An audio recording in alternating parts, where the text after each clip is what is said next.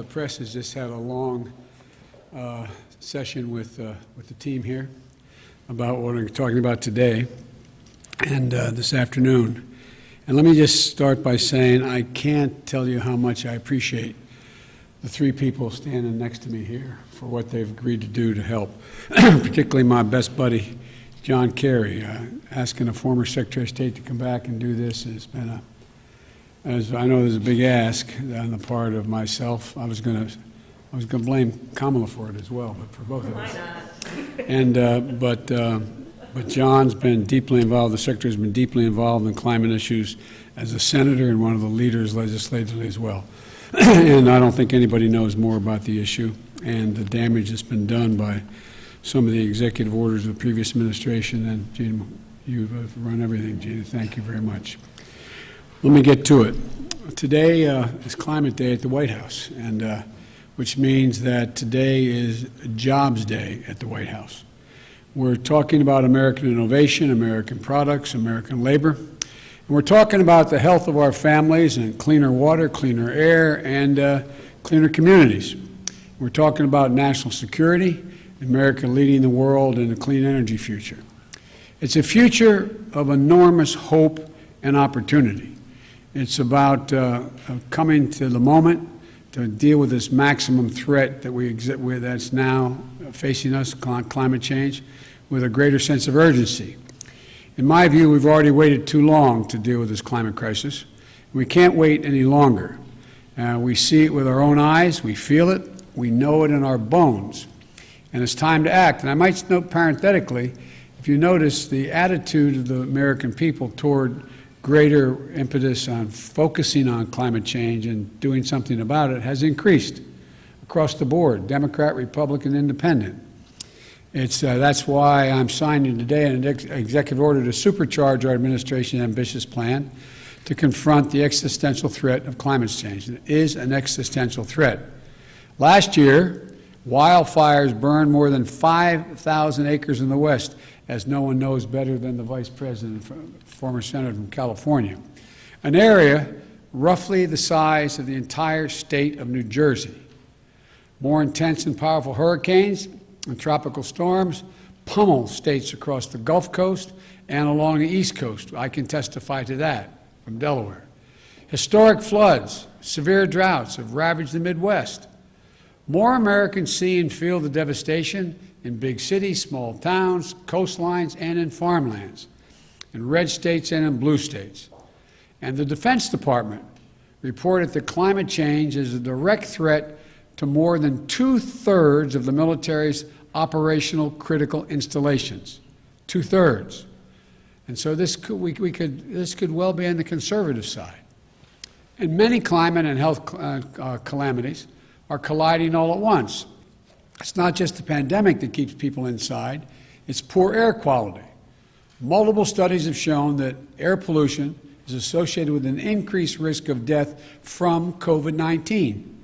And just like we need a unified national response to COVID-19, we desperately need a unified national response to the climate crisis, because there is a climate crisis. We must lead global response, because neither challenge can be met, as Secretary Kerry has pointed out many times, by the United States alone. We know what to do. We've just got to do it. When we think of climate change, we think of it, this is a case where conscience and convenience cross paths, where dealing with this existential threat to the planet and increasing our economic growth and prosperity are one and the same. When I think of climate change, I think of, and the answers to it, I think of jobs. A key plank of our Build Back Better recovery plan is building a modern, resilient climate infrastructure and clean energy future that will create millions of good-paying union jobs, not $7, $8, $10, $12 an hour, but prevailing wage and benefits. You know, we can put millions of Americans to work modernizing our water systems, transportation, our energy infrastructure to withstand the impacts of extreme climate. We've already reached a point where we're going to have to live with what it is now. That's going to require a lot of work all by itself without it getting any worse. When we think of renewable energy, we see American manufacturing, American workers racing to lead the global market. We see farmers making American agriculture first in the world to achieve net zero emissions and gaining new sources of income in the process. And I want to parenthetically thank the Secretary of Agriculture for helping me put together that program during the campaign. We see small business and master electricians designing, installing, and innovating energy-conserving technologies in building homes and buildings. And we're going to reduce electric consumption and save hundreds of thousands of dollars a year in energy costs in the process. And when the previous administration reversed the Obama-Biden vehicle standard and picked big oil companies over American workers, the Biden-Harris administration will not only bring those standards back, will set new, ambitious ones that our workers are ready to meet.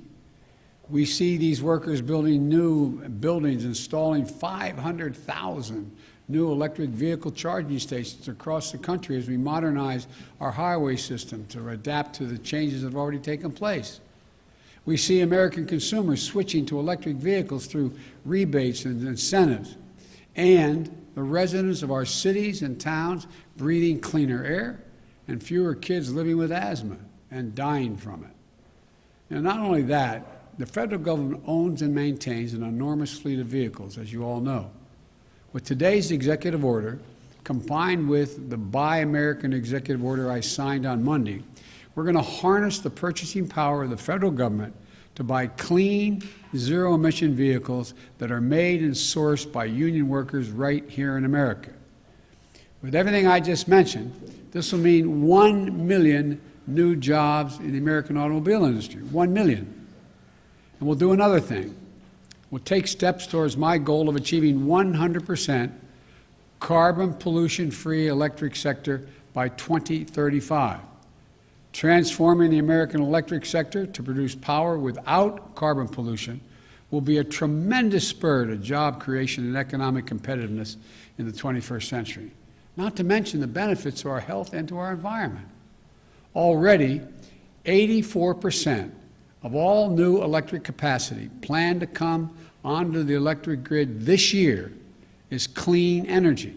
Clean energy. Why? Because it's affordable, because it's clean, because in many cases it's cheaper, and it's where we're keeping up. They're keeping up. We're going to need scientists and national labs, land-grant universities, historical black colleges and universities to innovate the technologies needed to generate, store, and transmit clean electricity across distances, and battery technology and a whole range of other things. We need engineers to design them and workers to manufacture them. We need iron workers and welders to install them. Technologies they invent, design, and build will ultimately become cheaper than any other kind of energy, helping us dramatically expand our economy and create more jobs with a cleaner environment. And we'll become the world's largest exporter of those technologies, creating even more jobs. You know, we're also going to build 1.5 million new energy-efficient homes and public housing units that are going to benefit communities 3 times over. 1, by alleviating the affordable housing crisis. 2, by increasing energy efficiency. And 3, by reducing the racial wealth gap linked to home ownership. We're also going to create more than 250,000 jobs to do things like plug the millions of abandoned oil and gas wells that pose an ongoing threat to the health and safety of our communities. They're abandoned wells. They're open now. And we're going to put people to work. They're not going to lose jobs in these areas. They're going to create jobs. They're going to get prevailing wage to cap those over 1 million wells. These aren't pie-in-the-sky dreams. These are concrete, actionable solutions. And we know how to do this. The Obama-Biden administration reduced the auto industry, rescued the auto industry, and helped them retool. We need solar energy, cost competitive with traditional energy, weatherizing more, we made it cost competitive, weatherizing more than 1 million homes. The Recovery Act of our the Democratic administration, made record clean energy investments, $90 billion. The President asked me to make sure how that money was spent on everything from smart grid systems to clean energy manufacturing. Now, the Biden-Harris administration is going to do it again and go beyond. The executive order I'll be signing establishes the White House Office of Domestic Climate Policy, and it'll be led by one of America's most distinguished climate leaders, former EPA Director Gina McCarthy. As the head of the new office and my National Climate Advisor, Gina will chair the National Climate Task Force, made up of many members of our cabinet, to deliver a whole-of-government approach to the climate crisis. It's not time for small measures. We need to be bold. So let me be clear. That includes helping revitalize the economies of coal, oil, and gas and power plant communities. We have to start by creating new good-paying jobs, capping those abandoned wells, reclaiming mines, turning old brownfield sites into new hubs of economic growth, creating new good-paying jobs in those communities where those workers live, because they help build this country. We're never going to forget the men and women who dug the coal and built the nation. We're going to do right by them, make sure they have opportunities to keep building the nation in their own communities and getting paid well for it. While the whole-of-government approach is necessary, though, it's not sufficient. We're going to work with mayors and governors and tribal leaders and business leaders who are stepping up, and the young people organizing and leading the way. My message to those young people is you have the full capacity and power of the federal government. Your government is going to work with you. Now, today's executive order also directs the Secretary of the Interior to stop issuing new oil and gas leases on public lands and in offshore waters wherever possible. We're going to review and reset the oil and gas leasing program. Like the previous administration, we'll start to properly manage, unlike it, we're going to start to properly manage lands and waterways in ways that allow us to protect, preserve them, the full value that they provide for us for future generations. Let me be clear, and I know this always comes up, we're not going to ban fracking. We'll protect jobs and grow jobs, including through stronger standards like controls from methane leaks and union workers willing to install the changes.